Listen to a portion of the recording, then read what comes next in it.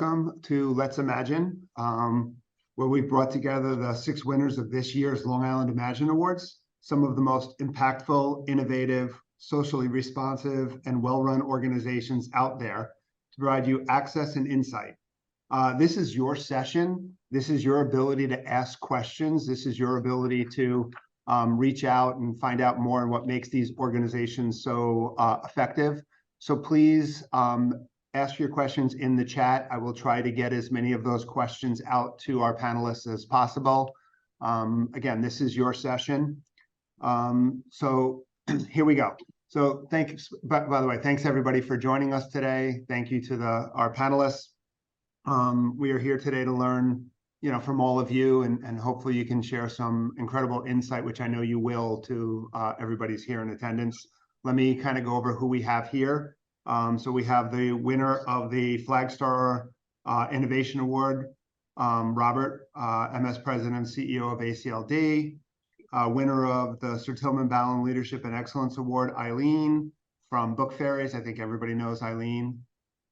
We have the winner of the Cerini Associates Social Impact Award, Jennifer, who's a co-founder and executive director of ECLI Vibes. I've known Jennifer from her early days, from just starting off the organization. So she's come a long way, pretty incredible journey. Winner of the Vanguard Rising Star Award, Suzanne, who's the co-founder of Hair We Share. We have the winner of the Claire Friedlander Foundation Arts and Culture Award, Erica, president of the Long Island Children's Museum. And we have the winner of the Bethpage Federal Credit Union DEIA Award, which is a new award this year, Chris, who's the president and CEO of Viscardi Center.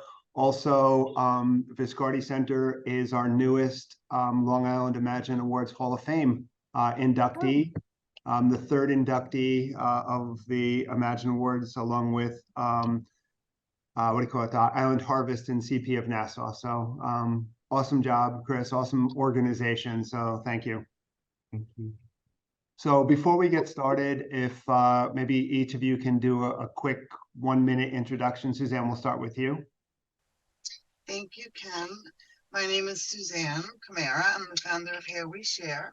I've been a wig designer for 30 years, and out of that, Hair We Share was born, where we provide free wigs to adults and children who struggle with any type of medical hair loss. So that could be chemotherapy, alopecia, accidents, burns. And we make the wigs out of donated hair. They're beautiful, customized wigs that look very real. Awesome. Chris, you want to go next?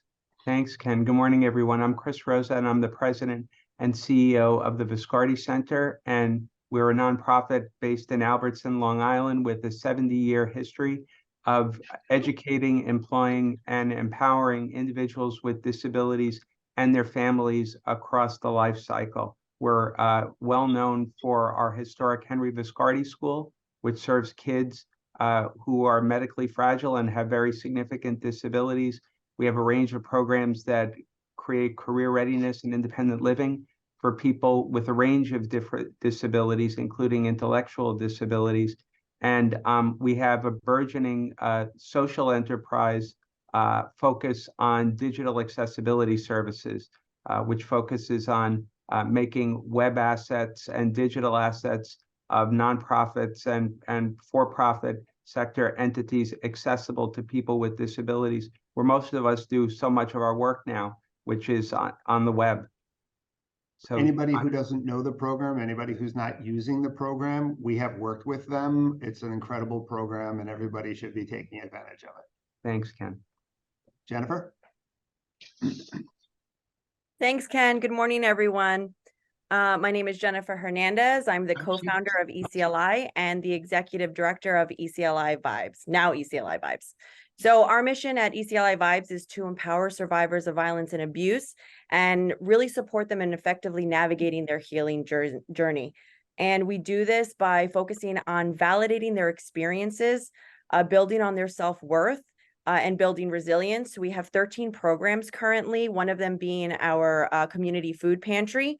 A lot of folks who come looking for services have immediate needs that we need to tackle right away. And that is mainly dealt with within our community food pantry, and also housing. Two of our biggest needs currently when we're dealing with victims of domestic violence, victims of human trafficking. We work with children who have been sexually assaulted and abused through our SAFE program. And again, really focusing on validating their experiences, building on their self-worth, and inspiring hope. Awesome. Eileen? Thanks, Ken. Hi, everyone. I'm Eileen Minogue. I'm the Executive Director for Book Fairies.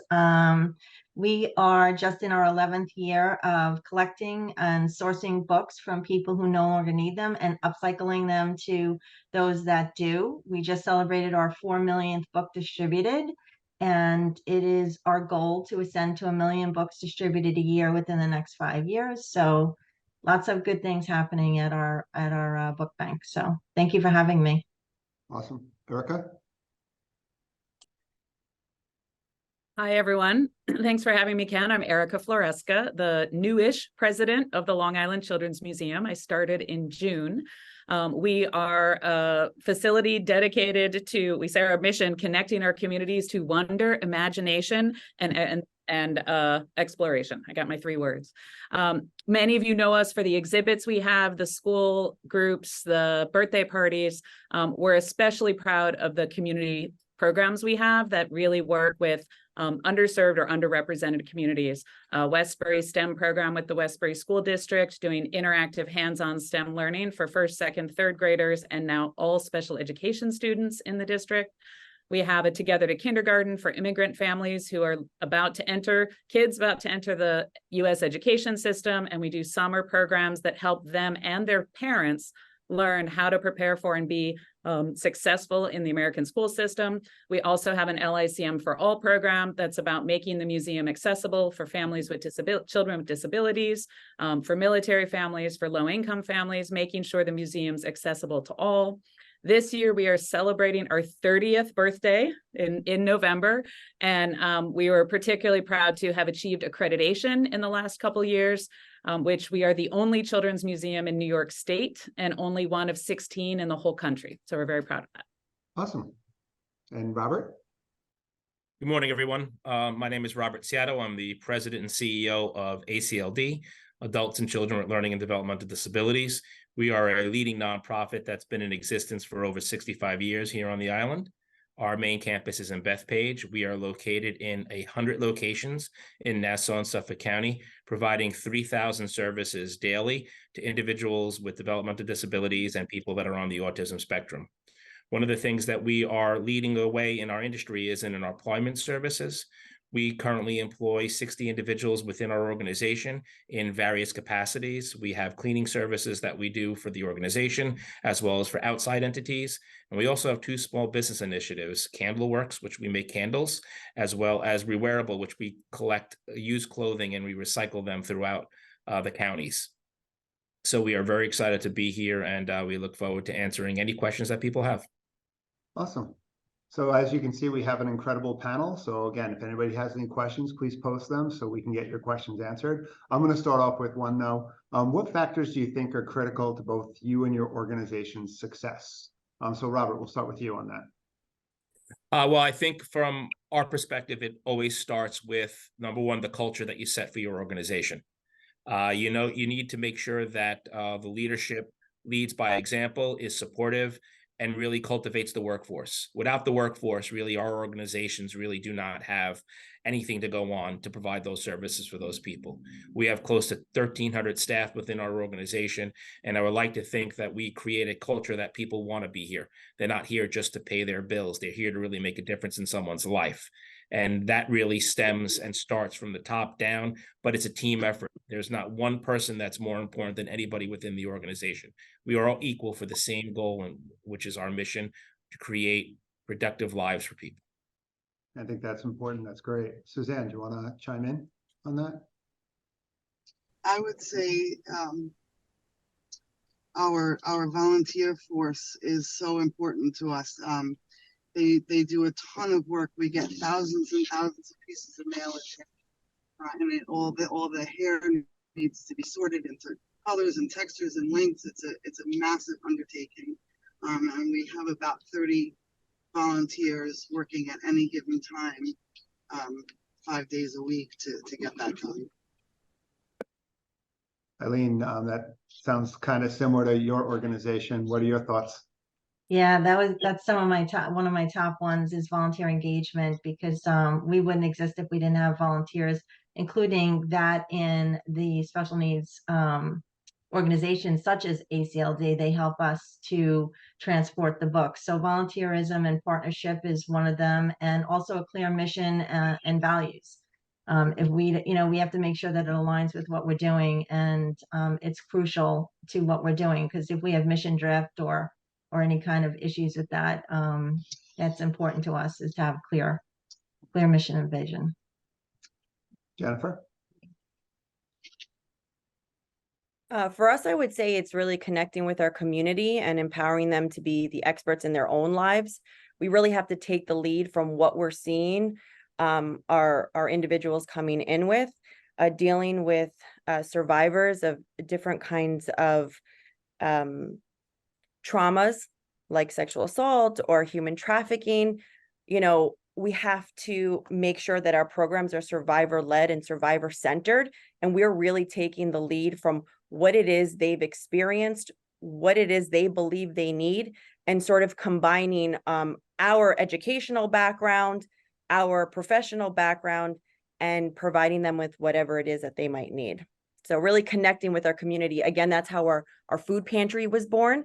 Folks were coming in, there was food insecurity. We created this food pantry, and it's really supported us in meeting the needs of the community. Erica? Okay, Jennifer took my answer a little bit, because I think culture is super important with the people we serve, but LICM really strives to be a gathering place for all and a community center. All of those community programs I mentioned were in response to requests from the community to fill a need. And as Long Island demographics are changing, we have highly segregated communities. It's our goal to really be a place where people come together, which means we have to listen, and really listen hard to our visitors, our teachers, our families, and respond in ways that are central to what we're unique at doing and what we can provide, and really be connected in that way so we don't lose touch. Chris, I'm sorry to put you last because I already stole all your answers, but go for it. Well, I mean, the good news, Ken, is that our focus is very much aligned with a lot of the comments, especially Erica's last comment, that we feel that what's most critical is to listen closely to the evolving needs of the individuals and the families that we serve, and make sure that we're aligned with them in their hopes, their fears, and their dreams, and that we try to stay out ahead of it and anticipating how best to address those needs and to empower them to make self-directed choices about their lives. In many respects, our digital accessibility services enterprise is a prime example of that. We saw that more and more barriers were being encountered by people with disabilities as they try to engage critical organizations and resources via the World Wide Web, and making sure that we make the web front door accessible to people with disabilities and anticipate what that might look like going forward. Make sure not only the access and opportunity for those we serve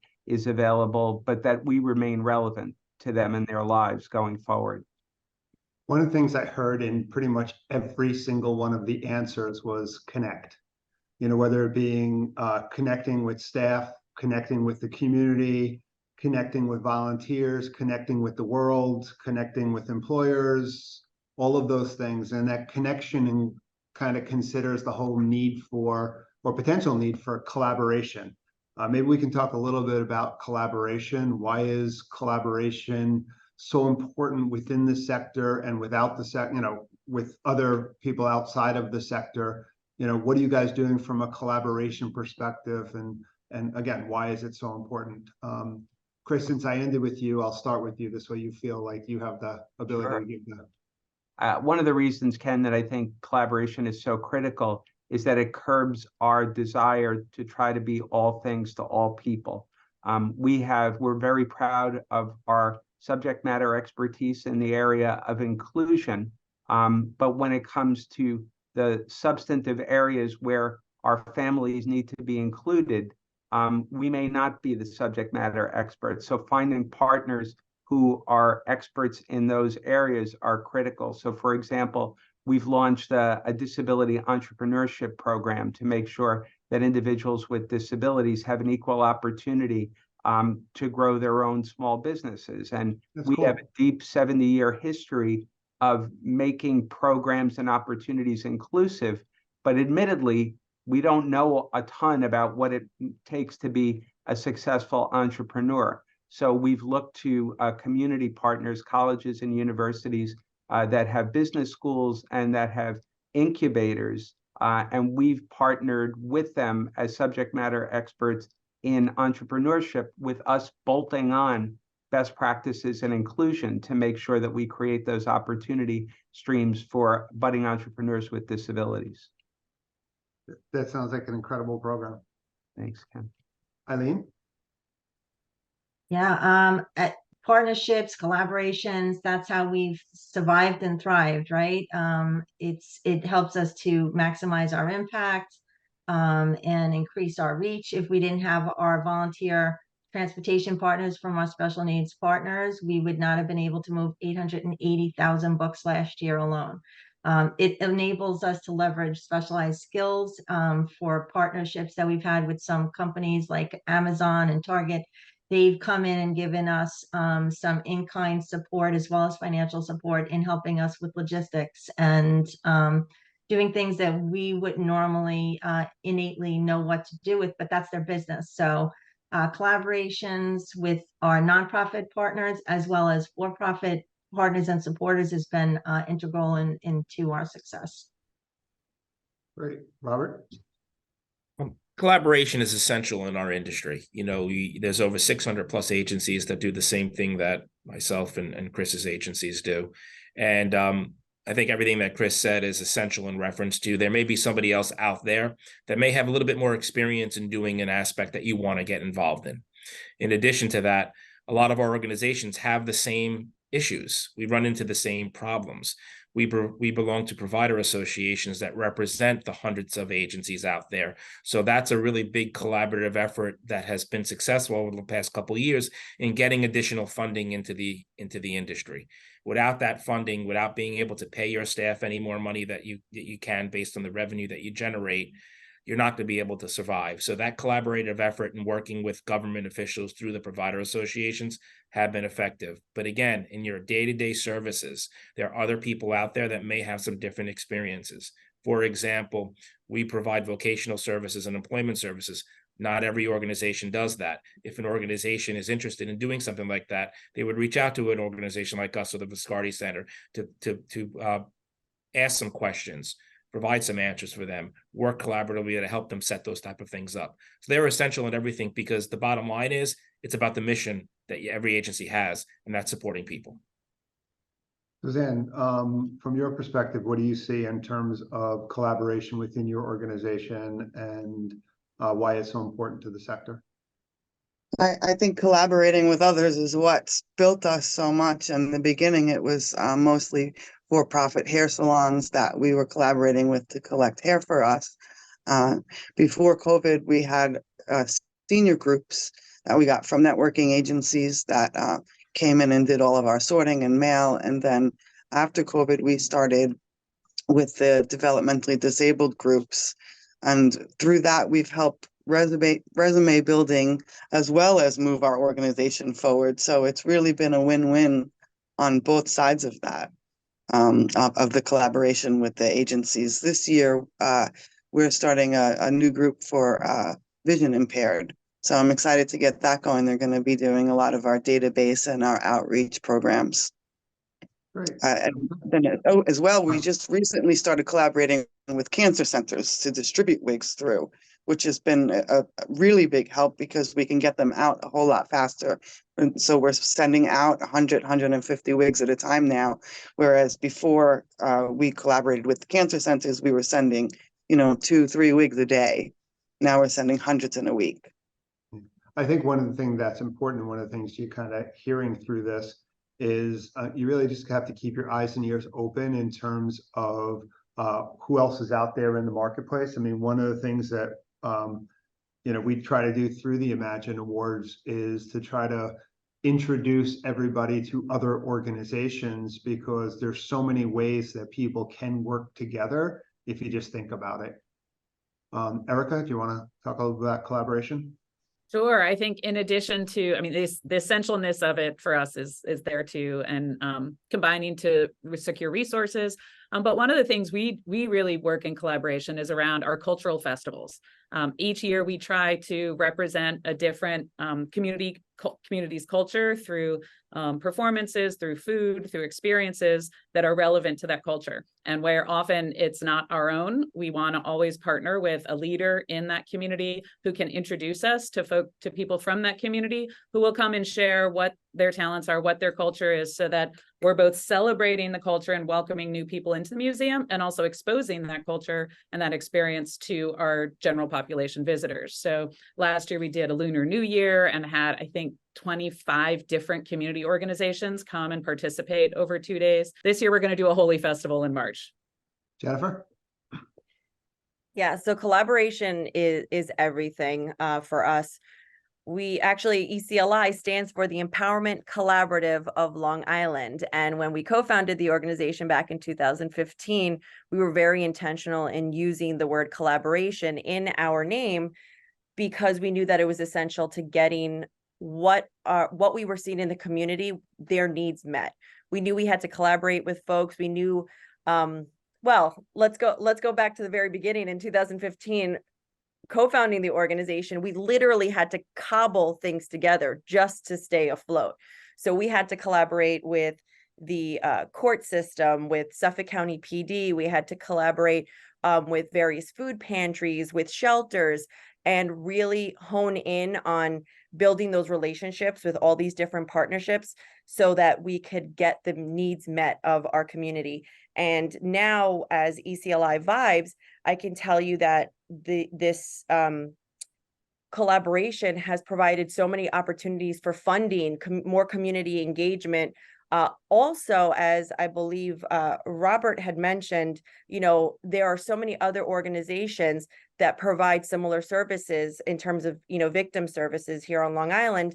And we want to reduce duplication and really hone in on the specialization that each organization has. Our specialization are with folks who are really falling through the cracks. They won't show up on a Monday, at 2:00 for their appointments. We have to go out into the community, meet them where they're at, and not every organization does that. So if those are the types of clients that other organizations might be having a hard time with, that's where we can collaborate to make sure that nobody's falling through the cracks and we're really meeting the needs of the community. So collaboration is absolutely key. So there was a bunch of concepts that came out through your answers to the first two questions, and the audience has kind of thrown in some questions. So we're going to kind of jump for a second here. You talked about, Jennifer, and a couple of you others have talked about community and listening to the community and trying to find out what the community is actually looking for. What are some ways that you seek and collect information from the community? Who wants to chime in there? Anybody? I'll take a stab at that. We use a number of different methods. We have a formal visitor survey that we send out to anyone who comes to the museum to get feedback about their experience. With each of our community programs, we have a task force or an advisory council. So with the Westbury schools, there's teacher leaders that we meet with and develop the whole curriculum for the year with. With LICM for All, we have a number of people who we convene couple times a year to talk about what's happening in that community. And it's really important for me to be in meetings like this. Honestly, I'm starting to hear, about other nonprofits. I think what you do really helps to understand what else is going on and where we fit in the context of that. Jennifer, you wanted to chime in? Yeah, so we do this through our Survivor Advisory Board. We like to call it our SAB. It really started from our human trafficking work, where we really needed to know what the experiences of these individuals were and how we could address them in a very tailored way, because it's very, there are layers and layers to the trauma that individuals who've experienced human trafficking are dealing with. So we really needed to create somewhere where we can get feedback and information and a place that can really advise our programs to make sure that they're meeting the needs of the community. So our Survivor Advisory Board has been absolutely key to making sure that we're meeting the needs of the community. And we've expanded that now to our Sexual Assault Survivor Advisory Board, as well as our Domestic Violence Survivor Advisory Board. Ken, I just would like to do a quick comment on that as well. You know, the community is essential in what we do on a day-to-day basis, whether that be our day programs, volunteering at over 150 locations in various communities, whether that be our houses that are living within those communities over, 50 different locations from an acceptance perspective for the population that we support. Our employment services, we partner with 138 different employers to provide business opportunities, employment services for the people with disabilities. The community is essential in every aspect of what we do. And that's something that's, at the forefront of most organizations in our industry. And the only thing that I would add to those really good best practices is that we leverage our social media not only to get word out about our programs, but also mine it for data on the individuals we serve and what's important to them. It's helpful for us to keep our finger on the pulse of what's trending among the individuals we serve and their families. Awesome. And I just wanted to add that aside from the quantitative, that we're talking about surveys and data impact and things like that, we look for storytelling and testimonials that kind of give us, a feedback and a pulse of what's happening. We work with hundreds of nonprofit organizations and Title I schools from the Hamptons to the Bronx. So we're trying to make sure that we're giving the educators what they need and that the impact is there. We're kind of passive in what we do because we're the in-between. But that storytelling and testimonials is just as important as the quantitative information that you're looking to get through surveys. Suzanne, did you want to add something? Yeah, I always think of every wig that we make as a little micro community because it takes like 6 to 9 people to make one wig. And we show the photos of that wig that they made through our ponytail tracking program. But more importantly is our recipients get to see that as well. And they get to see that how a community has come together to help them and it's just specific for them and their needs. And it's just a very beautiful thing to see happen. It's a part of the uplifting, not only the image of what the wig is, but the feeling that the person get that there is community out there to help them. Awesome. Now, Eileen and Suzanne, you both mentioned in your initial response in terms of factors that you think are critical for success, that connectivity with volunteers and volunteer engagement. What do you see as the most important characteristics of volunteer engagement? I think a lot of organizations find it very, very difficult to keep their volunteers engaged within the organization. What are you doing in order to make that aspect a little more effective within your organizations? I'll throw it out to Suzanne and Eileen first, but anybody can answer. I was just going to say we have, as you all are probably going to say the same thing, the most incredible, generous volunteers. We are mostly volunteer run. And we do whatever we can to keep them going. Most recently, we did a board social and we brought the board, our donors and the volunteers, our core volunteers together so that they could get to see the whole picture of what we're doing and also inviting them to events where they might be able to see the end product of what they're doing. Because sometimes, when you're in the book bank, you're not really seeing the full end result of what you're doing.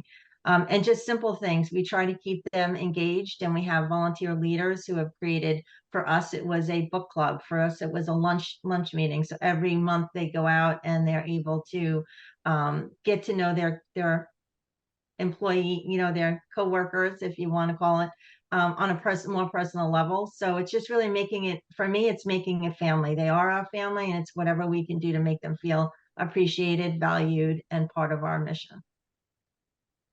Suzanne, did you want to add? Yeah, so Here We Share and Book Fairies share a lot of volunteers.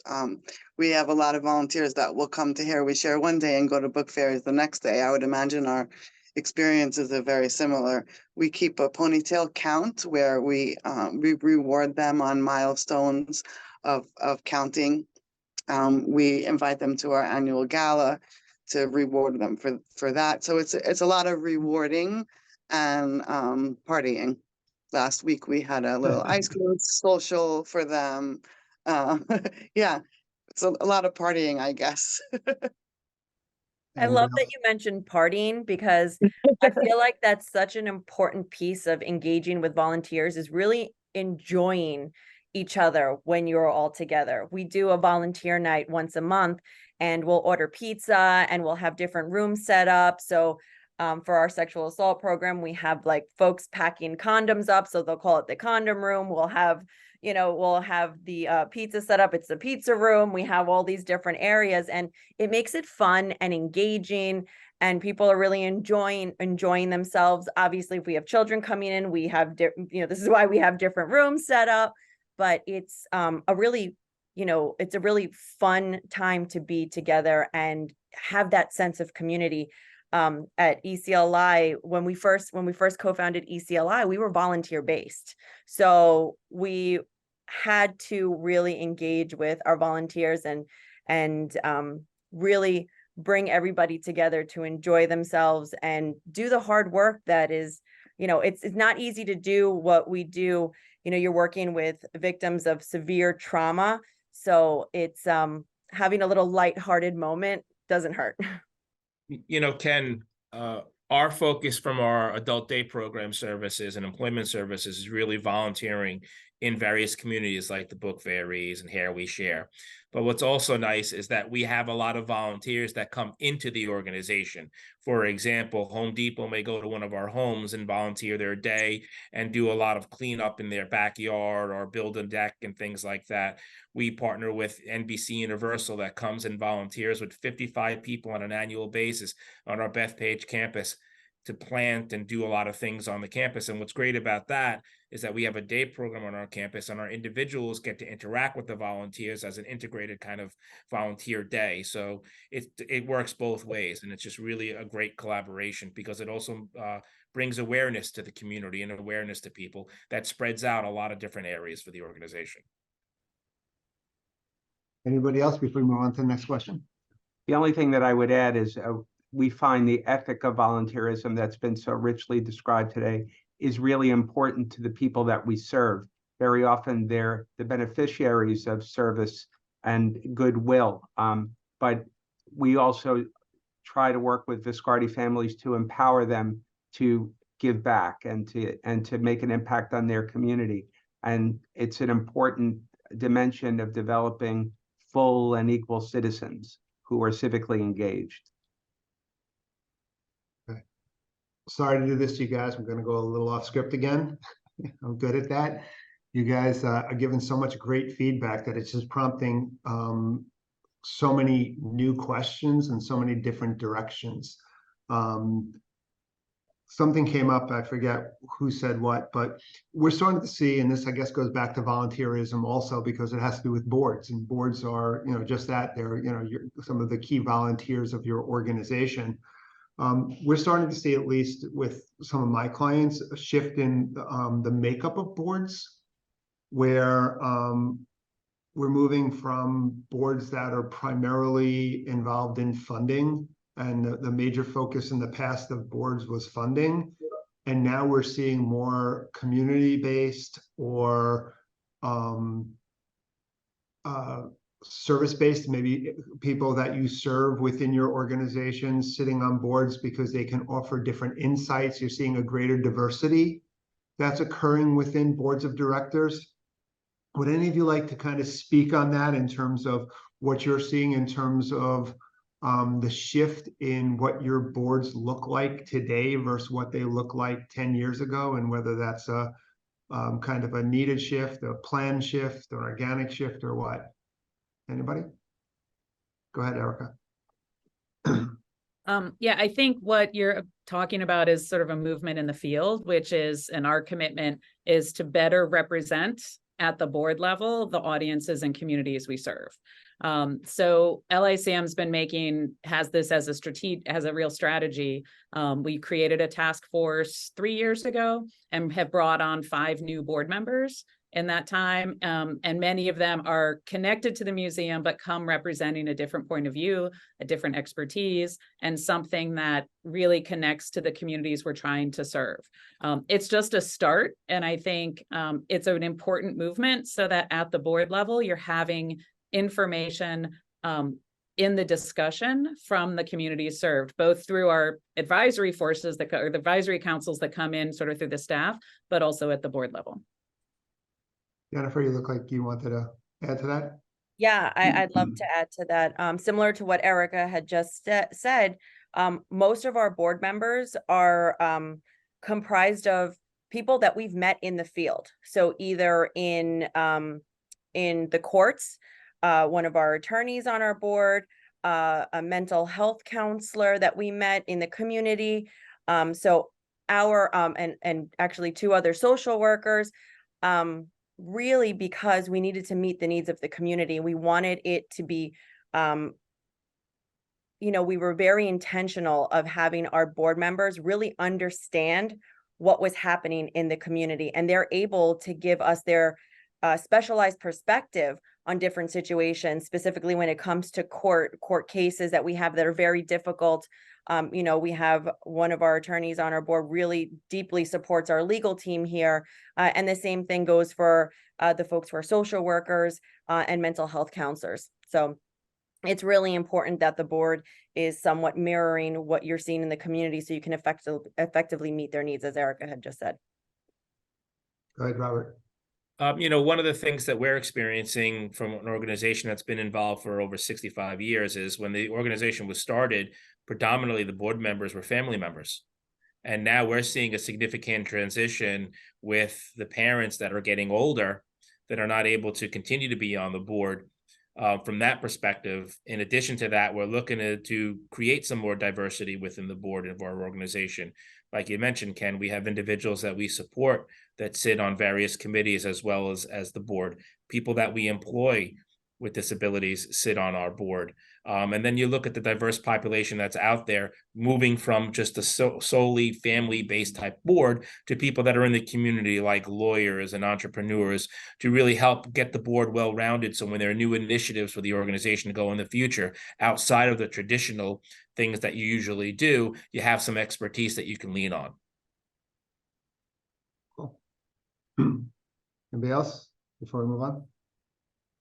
I just want to add really quickly there that, in my experience, there's the board that you start with when you're beginning an organization. Everything looks very different from when we co-founded the organization to where we are now. Right now on our board, we're working on processes and procedures. That wasn't the case when we first co-founded the organization. We were really just working because we were not funded, because we were a volunteer-based organization, we had to show that our work was worthy of funding. So we focused really on the work. And I think that's why our board looks the way it looks. And now we're sort of shifting and trying to find this balance between folks who can support with funding and fundraising, but also meeting the needs of the community. So I feel like we sort of have done it a little bit backwards in what you might see a more, long-standing organization might look like in terms of their board. But I think it's important to mention that there are phases that your organization might go through. And the phase that we went through when we were co-founding the organization looks very different than it looks now. And I'm expecting it to look different probably, in the future. I mean, organizations go through life cycles all the time. And when you have those changes in life cycle, it affects your board, it affects your operations, it affects your leadership. Leadership or what a board is looking for in leadership today might be very different from what it needs 10 years from now. So I was just going to say the same thing in the beginning. I'm only at Book Fairies for 4.5 years, but in the beginning, our founder would say she was looking for warm bodies, so it is, to your point, Jennifer, the phase in the beginning, you're just building the plane, and at a certain point you want to get the plane off the ground and, get both engines running. So that's the difference that I've seen since I've been at Book Fairies.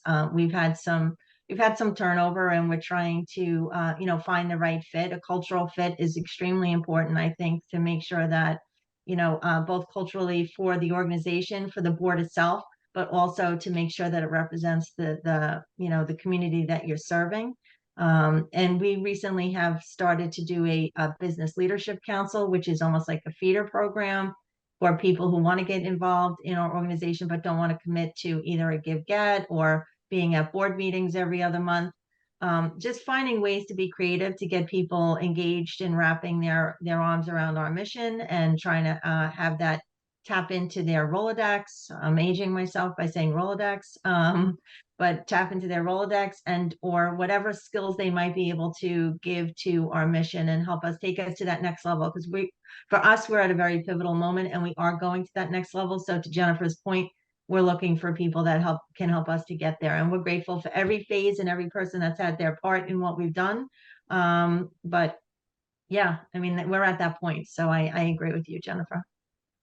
And just to add, in looking at the evolution of Viscardi's boards, there's an acknowledgement among our board members that our board is actively evolving, and to their credit, they've been very intentional in trying to shape the direction and the ways in which the boards are growing. With our partner, Christine Deska, our board has developed a survey which allows us to create a matrix of what the board sees as its needs, both in terms of diversity, leadership expertise, relationships, fundraising, and then they're using that matrix to be very intentional about recruitment of board members who can meet unmet needs, but also looking to align leaders with their strengths when it comes to our committee structure, to make sure you have the best leaders in the best spaces to make the best impact on behalf of the people we serve. Awesome. Robert, you had mentioned that when your organization first started, it started off with a kind of a family board, and it's evolved since then. We've seen many organizations that started off with board members, maybe not a family board, but maybe a group of individuals that came together with a common interest or a common cause. And you now have board members who've been sitting on an organization's board for 25, 30 years. And maybe they're not as effective as they need to be in order to move the organization forward. Any advice for people who are sitting here with board members that maybe aren't really engaged or aren't really as effective anymore as they once were? And how do you go about going through that transition of moving to new board members? Yeah, one of the things, Ken, it's a great question because we're actually going through that process right now. You have parents that are, started these type of boards. So now you're transitioning to potential siblings of those other family members. But more importantly, it is a strategic plan and an overall goal for the board to align with the bylaws of the organization that, you have a strategy in how you cultivate new board members, what you need to go out, like Chris was saying, and take a look at some of the expertise out there that you want to bring on to your board. A lot of new board members come on to our board through relationships with existing board members. And it's very, very also important that one of our bylaws state that, 50% of our board has to be blood relative of someone getting services, but that other 50% really needs to focus on the friendships or the acquaintances that those existing board members have with community members that specialize in other areas. So then that can bring that in from a multidisciplinary perspective. When you have just strict family members are involved, sometimes some of the decision-making processes get skewed based on that current environment, which is why you need outside people. So we do solicit friends. We have a nominating committee that part of the responsibility of our existing board is to bring potential nominees to the board, to the committees, so we can then review them and interview them and see if they're interested. It's from my experience and being part of those interviews with the board, they're harder to get a volunteer job on a board than it is to get a real job in the world, the way they ask these questions. So It's a lot of word of mouth. It's a lot of knowing who's out there, how you can cultivate that. But a big transition now is because you still need that family commitment as well, is now going towards the siblings of the individuals that are getting services.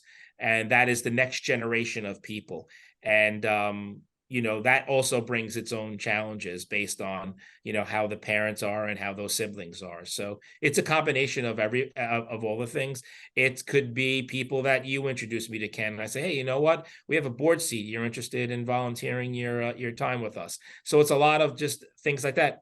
But more importantly, the people that we're bringing on the board that are outside of the family have to believe in the mission of the organization, have to understand what the purpose of the organization is and how vital them volunteering on this board when we go forward with making decisions for the organization is in that big scheme of things. Cool. And to your question, Ken, we have, you know, every 2 years their terms come up. Term limits is how we work on people. We almost ask people to self-select out if they're not, you know, we find that their passion is waning or their time and effort is not available, if they're, you know, almost overcommitting and under-delivering. So we use term limits and our annual review to do those types of situations. And really it's just like a sit down and you know, and have a heart-to-heart conversation with our board members to make sure that we're still aligned and still on par with what we need our board members to do. So we use that as that kind of weeding process, if you will. And for the most part, board members understand when their time is up. For us, it has been. I think you're one of the lucky ones. I was going to say the same thing, Ken. Then we want to chime in here. Eileen, you mentioned when you were talking about the response to one of the earlier questions, you mentioned that, you know, part of the responsibility of the board, kind of mentioned in passing, but you mentioned the give-get aspect of things. And, you know, I hear all the time give or get. I actually like give and get, because everybody should be giving and getting. Having said that, as we start moving more and more, as we talked about before, the change in focus of the board, and the board is kind of moving more towards a diverse board, people have different resources. What have you guys had to do in terms of maybe changing that whole aspect of the give and get that existed within your organization for the last how many years? Has that pretty much stayed intact with respect to the new look of the board, or has there been a kind of a migration in that give and get process too? Anybody? I mean, I would say our give is fair. I mean, I think it's fairly low. It's $2,500, and I can help pretty much anybody get a give, you know, a $2,500 give get. But we do ask them to give up to the best of their ability. So that's where we've kind of, you know, we've kept it, and people do give. Somebody might give $50, somebody might give $5,000, but we ask them to give to their best of their ability. And for the most part, we feel like that 2,500 is a very easily achievable, and we'll help anybody get to that. If there's somebody on the board is really struggling with that, we can help them get to there without a problem. Anybody else have any? I'll chime in. We have not ever had a give get on our board from my understanding, very specifically because the range of ability to give is so great. And in education, we want to have teachers and superintendents and folks from the education community, which are very different than folks in the construction real estate industry that we also have. So we really work for the give and get. We do expect all of our board members to give every year and to get to the best of their ability. And the language we're using, or what we're talking about, is we would hope if you join our board, we're one of your top 3 or 4 places of giving, so that it's in relation to their philanthropy to other organizations, but that by joining our board, they're making a very intentional priority to our organization, both in time and resource. And so that's how we navigate that, because if we put a number on a dollar, it makes some people feel they'll never get there, or it's so low we may not get some of the resource that others might be able to give. Anybody else want to add in before we move on?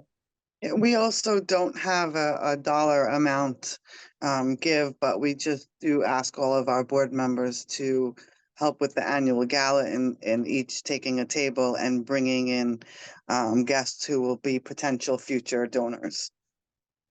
Okay. We're doing talking similar of- to what Suzanne had just mentioned as well. There's no particular dollar amount, but they do support in our galas and our fundraising events and things like that. But we definitely want to expand in that area, which is where the board processes and procedures are really starting to come into play right now for us.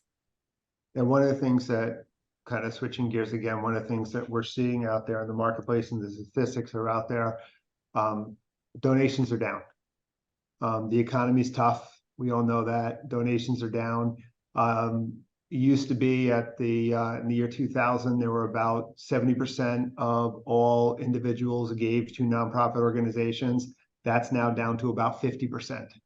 So the number of donors are down. What's kept the numbers up is people who have the money have been giving larger gifts.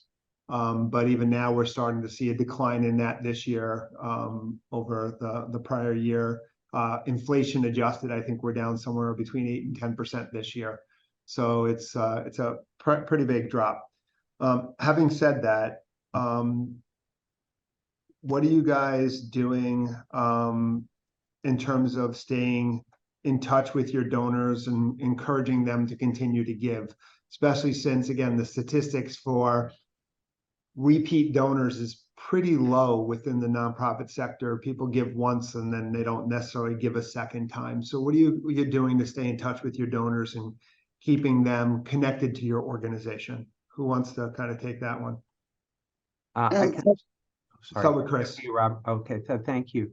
We got a really good suggestion from one of our board members who works in the corporate sector.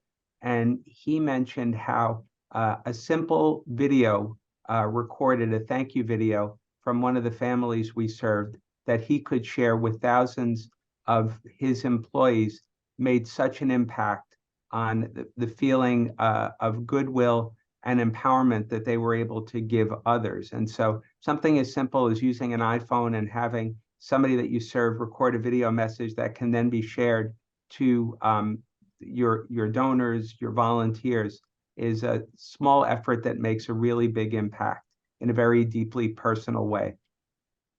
Yeah, I agree. I mean, we've seen that happen.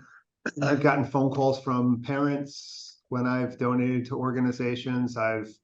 Anytime you can get that personal touch, anytime you can kind of almost let people in and kind of lift up the curtain and let them see a little bit more about what's happening within the organization, that's going to be a plus. I think, Robert, you wanted to say something? Yeah, I mean, something similar to what Chris was doing, we do as well with our donors. One of the other things we decided to focus on is looking at the actual events that we're trying to fundraise for and start to change the methodology behind those events. Maybe 25 years ago, going to a gala that was 5 hours and black tie optional was something. The new generation of people that you want to bring into your organization to fundraise with and to donate to the organizations don't want to sit through a 5-hour gala anymore. They want a 2-hour cocktail hour and an hour, dinner and coupled with some dancing. So those are some of the things that we're starting to do. In addition to that, a lot of people want to know what their money's going to. A lot of people donate to an organization. They donate to the organization. They don't necessarily know where their money is going to all the time if it's a non-restricted donation. So what we have done is the multiple capital campaigns centered around certain things that we're asking people to donate towards. For example, generators. Generators are not funded through OPWD3 through the state of New York for our homes. So we did a fundraising campaign around generators to obviously put generators in our homes. And we've had hundreds of thousands of dollars for the past 3 years come in because of that specific ask. And I think that that's what we've heard from the constituents that we have that are donating and asking them, hey, how are things going? What do you think we should do? Changing up our events, changing up the way we're asking, sending personal messages. You need that solicited feedback from people that you're actually asking the money from. So we started to do a whole bunch of those little things, and I agree with you, Ken. You know, it's down, but we're treading water pretty nicely. Anybody else? Go ahead, Eileen. I was just going to add on to what Chris and Robert had said about that personal engagement and personal acknowledgements. We do the same thing with videos, and we're able to get thank yous from some of the students who received books from us, and teachers that have been able to do that, including our donors with some of our volunteers, and being, we try to merge all of our key stakeholders so that they can all feel like they're part of a family, engaged in what we're doing. And also, most importantly, we ask them if there's we always invite them to the book bank. We always invite them to get their hands on the mission. Just this past weekend, we gave away 22,000 books in 3 hours. And one of our biggest donors came from North Carolina and actually was volunteering with us. And that was, I mean, I just think that spoke 1,000 words for us. So if you can get them, if it's possible to get their hands on your mission, that's one of the key things that we try to do. And just constant engagement. For me, it's always about a personal relationship. You can't do that with every donor, but depending on the level, we try to make sure everybody $1 or $100,000. It's important. It helps move the mission. So. Yeah, I know we've gotten thank you notes from the kids. We've gotten videos from the teachers. So yeah. Yeah. Jennifer, you wanted to add? Yeah, so I wanted to add to what Chris and Robert were saying. And Aileen, I love that you're talking about getting your hands on the mission, because that's very much what we do within our food pantry. So folks have, they can really just wrap their arms in there, get their hands on the mission, as you were saying. I love that. But what I'm hearing is storytelling. And I think that's a place where nonprofit organizations can really double down to be able to tell their stories in a way that, it's, yes, we need the data. Yes, we need those statistics, but people like to hear the stories. And I think, Chris, that's probably why that video was probably so effective, because you were able to tell the story in a short period of time. We all know that folks, their attention spans are shortening, right? So getting those short stories in a really small period of time is really important. And I think just learning that art of storytelling is super important for, I know for our organization, because when I'm able to connect with a donor, connect with a community member, connect with some sort of resource, and tell them why I might be asking for something in a way that connects with exactly what we're doing, a specific story of somebody who needs housing, a family who, whatever it might be, it just connects so much deeper, and we see the result after that. We will get a repeating donation. We will get, if it's not a donation, maybe they're coming in and they're volunteering now. And then they might bring in a different donor. So we sort of see that even if it's not a consistent donation from one person, they'll bring in another volunteer. Or this is how we got connected to PSEG, who comes and volunteers. They do our volunteer days here. So it's just, storytelling, I think, is key to this. Yeah, I would second everything everyone said. Be specific, tell stories. And the one thing I would add, we really try to think about social media and the presence we have where people are either looking for us or come upon us, that it's not just about that it reinforces this idea of storytelling and showing the mission in action, so that if someone goes to our Facebook or Instagram, they feel connected to what's happening, not just this day and this time, not, transactional, but really telling stories, interviewing our staff, telling their stories, really showing the museum in its active engagement in that world, because you never know who may see something or find you there and then find their way to you. Great.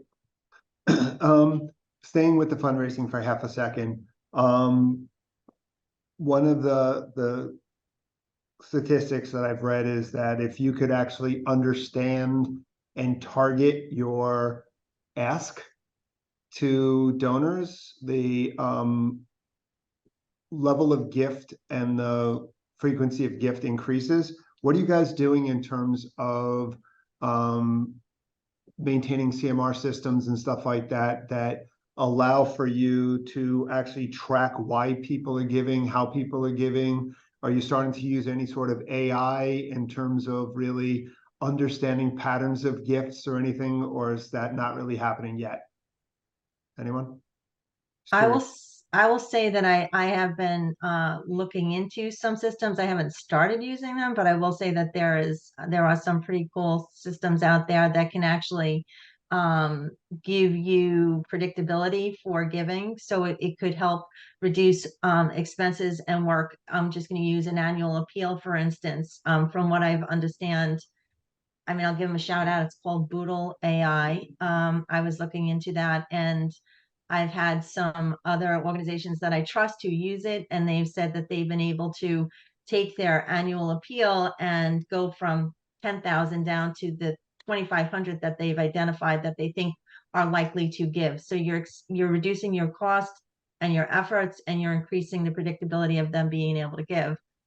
They've also been able to use that for sharing with their sponsors to say, we know that these are the people that are coming to our event, and these are the predictabilities for these factors. It might fit into and dovetail with what your needs are as a sponsor. So, I mean, AI, we're looking into that, all that kind of stuff, with very cautiously optimistic about it, and very purposely in any way, shape, or form that we would ever use it. But I think that that's more of like a wealth engine type of thing that we are looking at, and it's less invasive, but also more productive for us. So that's something that we are looking at, but we haven't used it yet. Thanks. Again, it's something that we're starting to see a trend in terms of more use of AI within the sector. I'm just kind of curious to see what people are doing. Anybody else? I Yeah, use ChatGPT on a regular basis. It helps my workflow throughout the day. It's not specific to fundraising yet, but I can say just in day-to-day work, AI has absolutely supported my work. It cuts down my work probably in half. Yeah, if you ask our marketing people, I think about half of our newsletters are now ChatGPT. It's extremely effective, and it's definitely supporting our organization. And we're starting to sort of have these conversations about, like yesterday, we were talking about translation services, and in our weekly team meeting, and somebody had brought up ChatGPT, and I'm excited that people are starting to sort of like dabble with it. Again, it's there is a balance, there's a harmony that we have to find, but I think absolutely we can use it for good. And there's going to be a need for establishment of policies and everything else within Absolutely. organizations and everything. Yeah. Erica? But the conversations are happening. Yep. I was going to offer for us, this is one of those larger challenges of, do you invest in the technology and get the resources and training when you have to choose, or do you take the time to keep the operation going? And I think that's an inevitable challenge in the nonprofit world for all of us, big and small, which is you want to be cutting edge and want to get out there and start using this technology. What are the resources you need to get there, or off a platform where we have a big software platform that runs the whole museum, but it's fairly antiquated. And when it comes to fundraising, there's so many new resources that can be really efficient and help wealth screening, that can really help you target, but getting information out of one and into another is a whole administrative process that you have to make the case and get the resources and put the time towards. So I would say I'm very excited we're exploring ChatGPT. Certainly my grant writer says it's a game changer for when you have when you're not coming through with your thoughts like me right now, let me just put something in. It can help you get through some of those stop moments. But I think for nonprofits, it's such a struggle, because I wish I just had that, let's invest in technology, money stream or line to just be able to stay cutting edge, because I think there's so many resources that can help us. Eric, I mean, similar to what you just said, I mean, you're going out there looking for grants. You could actually use some of the AI to go out and say, here's the criteria I'm looking for within the grant marketplace. What grants are out there that'll allow me to, so there are really some cool ideas and cool concepts in terms of how to use some of this AI technology. So anybody else want to add on before we go a little more traditional or non-traditional or whatever? I don't even know where we're going anymore. Sorry. I'm going to throw this out to whoever wants to answer. Actually, Suzanne, I'll throw this out to you. Okay. How do you stay proactive and relevant in your approach to your nonprofit organization? Actually, we've added recently a junior board of directors, and I think they've been very helpful in schooling us on social media. The younger generation knows more about the social media than we do, and they're able to help us reach out through to younger donors that way. I was going to say, which I think is going to be important. I mean, you're looking at over the next, 20 years, the level of wealth transference that is going to take place, the number of trillions of dollars that are going to be moving hands. Part of the goal now for nonprofits is to start thinking about family planning and getting those introductions from your traditional donors to maybe certain family members of those traditional donors. So it's going to be really, really important to kind of reach that next generation. Our biggest donor base comes from crowdfunding. That's interesting. Anybody else? I would say flexibility and adaptability are going to be, especially for us with technology and lots of people thinking that books are not essential. So just being flexible and adaptable and, making sure that we are, have sustainable initiatives that can help us to move our mission forward. And the need for books is essential. And, listen, there's a hole out there that we're filling, and we need to just make sure that we're remaining, relevant in the industry. And also, giving our sponsors, our donors, our volunteers, that reason to want to come. They want to feel like it's a necessary, essential thing that they're doing, and our mission needs to be forward facing with that. So I would say being able to pivot and being prepared also for any kind of crises such as we just went through one of the biggest in my lifetime. Being prepared for that. So that it's just preparedness and adaptability are some of the things that we would look at. Chris? For us, it's a constant acknowledgement that while it's important to look within, that to always remember that we're situated in a really complex and ever-evolving environment, particularly when it comes to legislation and regulation, and keeping tabs on how the legislative and regulatory environment is shifting, and making sure that we're well positioned to advocate on behalf of the families that we serve. And again, as I began our conversation, always listening closely to the individuals we serve at the point of service, listening to what their hopes, their fears, or their dreams are, and making sure that we're aligned in our approach to meet them where they are in their aspirations. Anybody else want to chime in terms of how they're staying proactive and relevant? Sure. So I agree with what everybody said.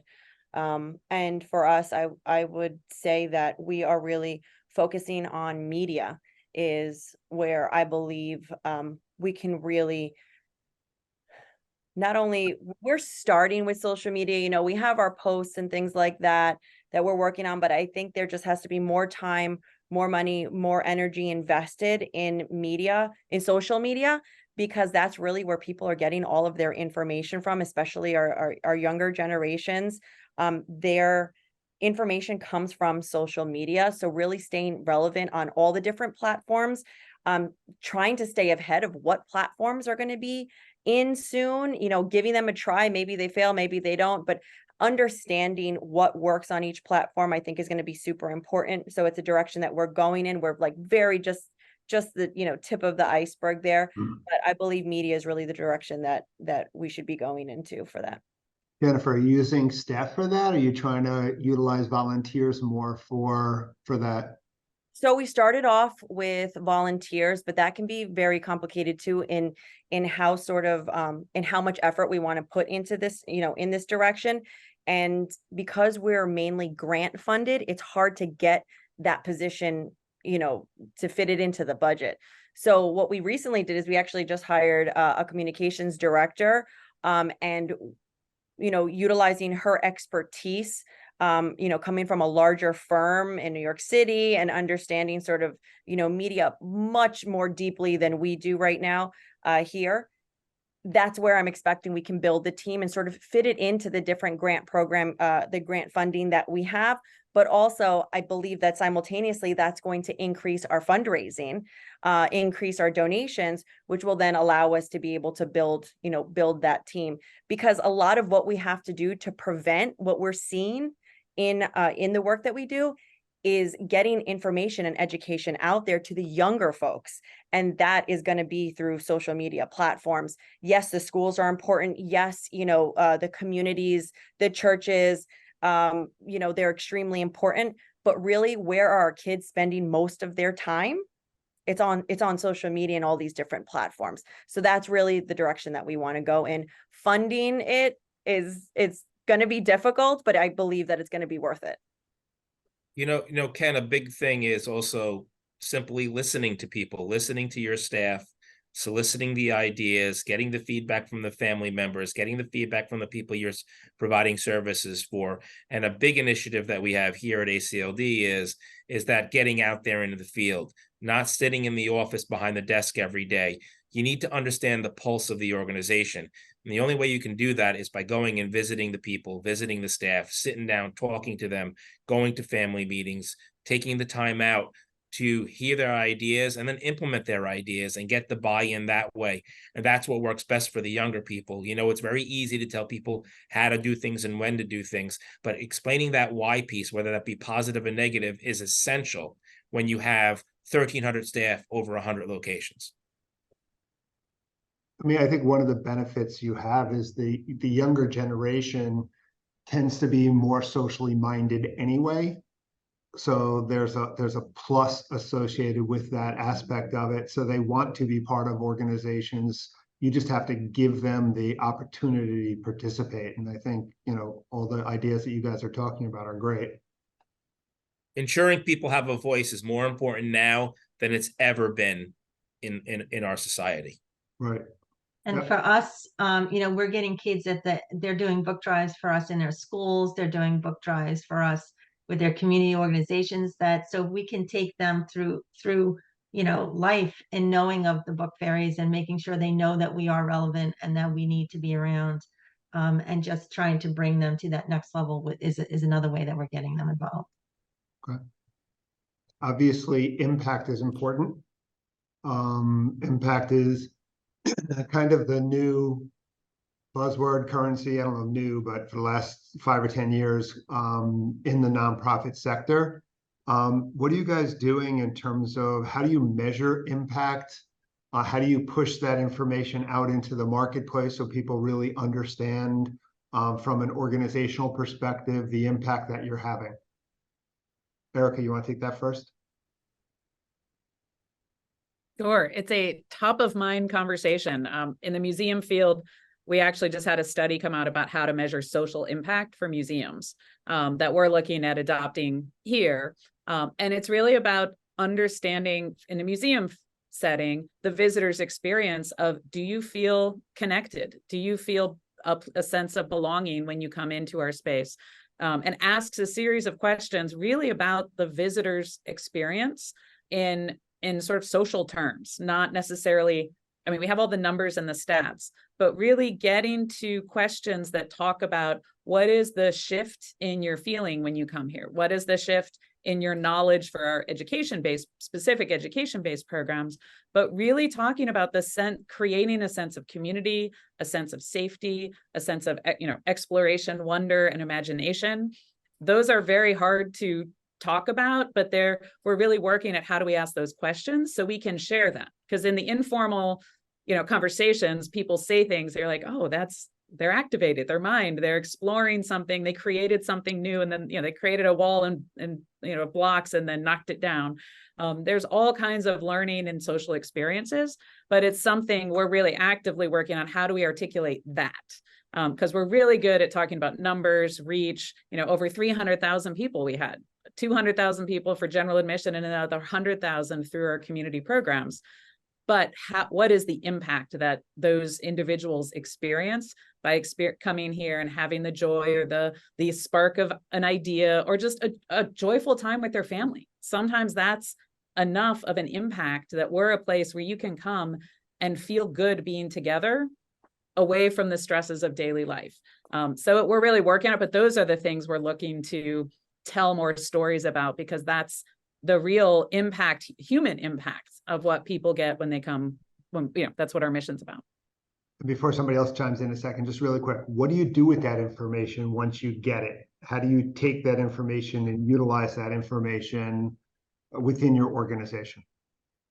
With what we have now, I mean, all of our grant we do lots of grant applications and individual pitches to corporations. We try to, you know, include testimonials and stories. How we turn that into, I think, the media question that Jennifer was talking about, how do we put it out there in social media? How do we share the stories is something we're working on now, I would say. I'm curious to hear from others how you're doing it, so I might steal some ideas. Chris, I'm sorry, I didn't mean to cut you off. No, not at all. So two thoughts on this. First of all, and I appreciate, Erica, the good reflections on the different ways that you measure outcomes that are impactful. It's not simply dollars, that there's different metrics, and that's really important to us because it meets our families where they live. So now we're trying to be much more intentional about impact. And so for us, it's beginning in our strategic planning process. As we go from program concept to fully fledged design, we won't launch a program anymore without a very intentional plan for assessment to measure the impact. And so we're now trying to build it in from the very beginning, as opposed to trying to do it after the fact when the horse is out of the barn. And in terms of our existing programs, as a service-oriented program like so many of ours are, we know that we collect data all the time. You know, whether it's case notes or notes to file or reports that we do to regulatory agencies. All of our nonprofits are data rich, whether we know it or not, but probably information poor.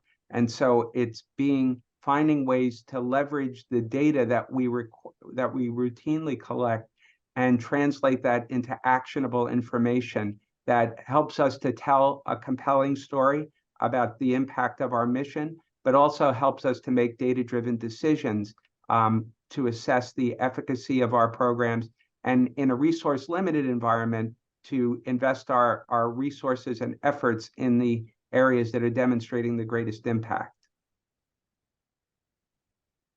Anybody else wants to add anything? I want to say we're in a different position because we're kind of the middleman. We don't directly impact the individuals that we service. It's the part our partners do. So for us we've recently started targeting specific school districts where we have gone year over year in a pilot program where we're providing specific number of books for every child. But with that partnership, we require our partners to give us studies. So whether it's a study from the teacher telling us, you know, the reading has improved, or the need for redirection is improved, or something along those lines, or feedback from the children. And then we can use those data impact studies for reporting back to our grantors. On social media, we can say, you know, 90% of the teachers say that this X, Y, and Z. But for us as a small organization, we've gone to, on a bigger scale, we have national organizations that have the money, that have the manpower to do the studies that show if you do X, Z will happen. And we're able to import our mission into that, you know, taking outside studies to use them for what we're able to do, because we just don't have the resources or the funding to be able to conduct them. So, you know, thinking outside the box for us has been very helpful, because it's been able to prove that the problem exists. We know that this will fill the hole, and by us filling the hole, you know, the end result will be this. So thinking outside the box for us has been very helpful. And like those longitudinal studies that other people have done have really been very helpful in securing grants that for 5 years they were saying, no, no, no. Now they say, oh, you know what, it makes sense. So it's been very helpful. What do you see? Let's kind of move maybe a little bit more, since we're kind of running low on time here. What do you see from a global perspective, sector-wide perspective? What do you see as maybe some of the biggest issues that are impacting the kind of nonprofit sector as a whole? Who wants to take that? Eileen? I would say resource constraints. I think most of us will agree that and donor fatigue is a problem. I think operational cost, the cost of doing business for all of us has probably gone up exponentially. Being able to compete with employees and provide something as simple as, necessities of healthcare and those costs have just become astronomical. So the cost of doing business is just really becoming, in my opinion, prohibitive from being able to get quality, necessary staffing into my office. It's really been a problem for us. So those are some of the top things that I would have to say have been impacting us. I mean, if you think about inflation, I mean, what, over the last 3 years, compounded inflation is up 15 to 20%. Something as simple that's as, big, yeah. The staples that you bring into your office, literally, whatever you need to do your business, it's just gone up. So when you're already short on funds and then you start adding that, and then the cost, I mean, just hiring basic staffing is gone, you're talking really a lot of money per hour for basic entry level staffing that we just don't have the funding for. And then, they're saying, I recently was hiring for a position and we didn't have healthcare. I just recently got 401k, but we don't have a match. So we're not as big as some, in ACLD or some of the other organizations that we're up against. But, we're being adaptive and proactive and trying to make sure that we become an employer of choice and working around these issues and expressing our problems with our funders. And they're stepping up in a big way. So it's been very helpful. What other issues are you guys seeing out there? I think we just talked about it with impact measurement. I know that's an area that we're definitely struggling with. I really like what Chris said, data rich and information poor. And again, as a co-founder back in 2015, we weren't even collecting the data. I'll tell you that. We were just doing the work. We were getting out there, getting our hands dirty and doing as much work as possible. And data was like the last thing on our minds. Now as ECLI Vibes, we have tons and tons of data. We're really taking note of every service that we're providing, how those services sort of open up into other referrals and other data points that we're capturing. But I think it's really important to what are we doing? Like you said, Ken, what are we doing with that data once we have it? What information are we gathering from it? Not only to have those discussions with our staff, because that's really what's come first, because that's how we meet the needs of the community. But in terms of fundraising and telling the story, what are we doing with that data? So it's an area that we that I think is we struggle with, but we're definitely tackling it head on. Ken, I also think, marketing the industry of the non-for-profit is going to be something that's essential. When we all went back, way back when we went to school and we had a career path, we had our own internal mission and drives to get into these non-for-profits, to really get behind what the mission is, to make a difference. The younger generation, I have an 18-year-old, so I can speak from experience, they don't have that same inner drive that most people had when they first started in the field. So how do you market your organization? How do you market your industry to get people interested in working for a non-for-profit? Like Eileen said, it's harder and harder with the economy, with inflation, with limited funding, paying the same amount of money you're paying that people can go in the fast food industry. All those cliches, all those things are happening. So how do you set yourself up? How do you target the younger workforce to get into a career building field that this can be for them? You got to flood them with information. You got to flood them with the background knowledge and those experiences. Again, I think you're finding that in a lot of different industries also. It's not just the nonprofit field. The nonprofit field, though, historically has paid less than some of the other fields, so it makes it even tougher. And I think, the answer, I don't know if there is any clear answer, but one of the problems you also have is you're seeing a change in the leadership style that needs to be in place. I mean, what you learned from a leadership perspective years ago doesn't work in today's nonprofit or today's business. So you have to retool leadership. You have to find the next generation of leaders. It's just been a tremendous challenge for the sector. Yeah, I would add, I read about an article, the workforce development is definitely like a #1 challenge. And also having at one time 4 different generations of staff working collaboratively. You know, if you have multi-generational staff, as we do, it's really the leadership changes and adaptations you need to make to meet staff where their interest is, where their passion is a high priority. And I think, yeah, how do we become a employer of choice and also support the industry? I second that as my top one. And then I also think we mentioned it earlier. I just think AI for our field and for the world, so we're talking big picture, big influences. I think we have to start thinking about that. What does it mean? How can it help us? What are the challenges? But I would say sector wide, I think AI, I mean, worldwide AI is coming, or it's here. And how do we really work with it? Anybody else?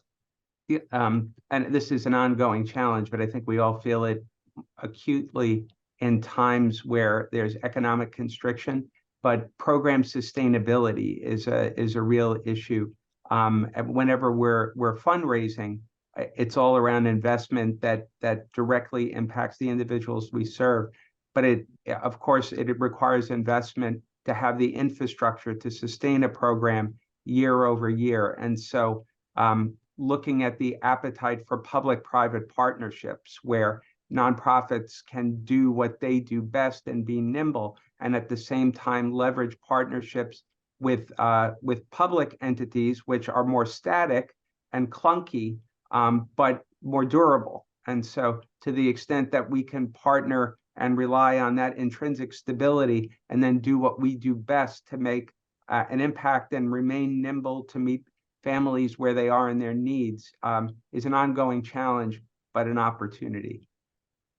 Okay, we have about 2 minutes left. So I'd like if each of you maybe can give one parting gift to the crowd. So one thing that, a tip that you have for the sector. So Jennifer, we'll start with you. Sure. So I prepared for this question because I feel like this one was just super important, and this is really from the heart. I think it's super important to lead with love and courage, to be relentless in improvement, but also accepting where you're at within your organization and what your organization looks like.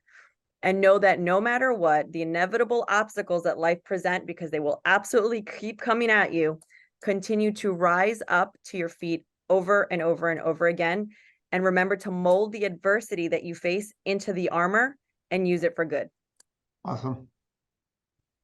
Suzanne? That was so well prepared. It was beautiful, Jennifer. I stated that I prepared it.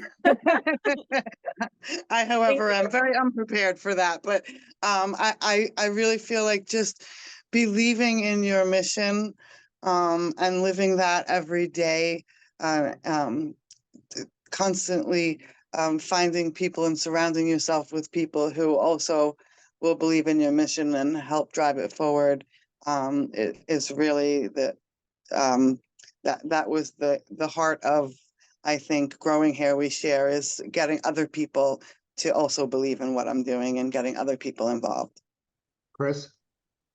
I guess it's to be honest with yourself as an organization, to do a 360 assessment of the needs of those that you serve and where you're positioned in order to meet those needs, and to be measured in your aspirations. For us, even though we're proud that in some respects we have an international reputation for serving people with disabilities, at the end of the day, we serve 1,200 families that we love in Long Island and the surrounding areas. And so our aspiration is to be locally dominant in terms of our approach to meeting their needs, regionally prominent, and internationally relevant. Nice. Robert? I think it's important to make sure you do your due diligence in anything that you're going to get involved in within your organization. Being able to prepare, but then more importantly, pivot as unforeseen things happen, which happens all the time in the not-for-profit sector, is essential. So how do you do that? You make sure you have open lines of communication. You make sure you're listening to your staff members, to your advisors, to your board, to your family members, and more importantly, the people that you're supporting.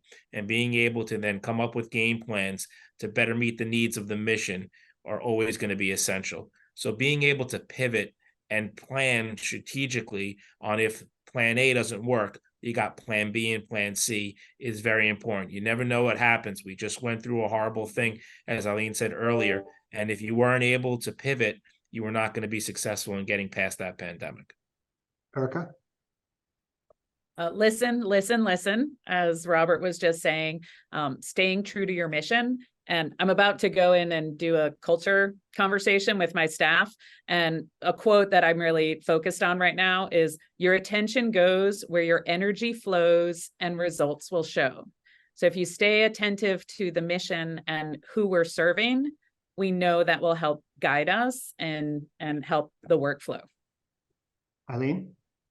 I couldn't agree more with Erica. Is just staying mission focused to your core values and your North Star, and that can't really, take you into the wrong place. The passion is the most important thing to me. I think my favorite saying is that when we all collaborate and work together, we serve more powerfully. So collaborations, I think, is key.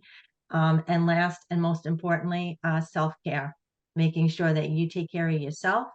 It's like the mom and the family, and put the oxygen on you first. I think if you make sure you have self-care, the rest of your organization, you have to mirror what you want your staff to be. So self-care is, to me, I didn't do it in my last organization. I learned my lesson the hard way.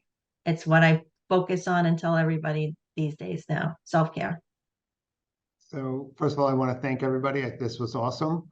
I think everybody got a lot out of it. We got a lot of positive feedback in the chat of, thanks and fabulous, and this was great and everything else. So this is really a reflection and a reason why you guys were the Imagine Awards winners this year, because you guys are just incredible people with incredible organizations behind you. So again, I just want to thank you again for making a difference on Long Island every day.